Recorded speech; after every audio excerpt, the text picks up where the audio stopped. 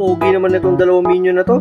Pero may mas pogi dyan. Itong dalawang AVL minions. Tara, kilalanin natin sila. Si Minion Ralph na parang tinusok-tusok ang ulo niya ng maraming puro siya butas, no? Discoloration ng konti, hindi ko alam kung dahil lang sa set talaga niya. Ayan si Minion Ralph, nakapawewang at nakangiti. Tapos ito naman si Minion Ron, regular Minion Ron, no? Nakasuot ng Gru uniform. Kasi yung buhok niya bilang na lang. Pero cute ng pose niya, tapos may pa siya, naka-smug face pa siya. Siyempre meron tayong AVL Dave or Anti-Villain League Dave na napaka-pogi, no? Nakangiti siya. Kita mo yung mata niya through the shades.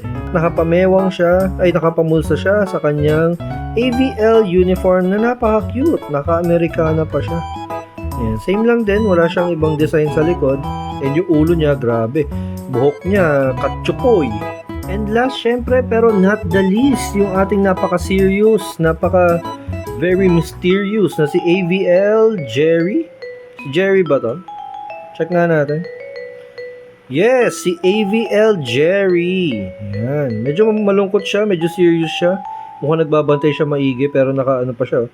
Nakahawak pa siya sa likod niya yung kamay niya. Ang serious niya, di ba? Hindi bihira mo makita mga minions na nagsiseryoso. Ito yung huling apat dun sa set natin ang Despicable Me 4 nung 2024. Next video natin makikita ninyo yung kanyang Happy Meal book. Hindi ni-release masyado yun sa Pilipinas pero meron tayo. Exciting, di ba?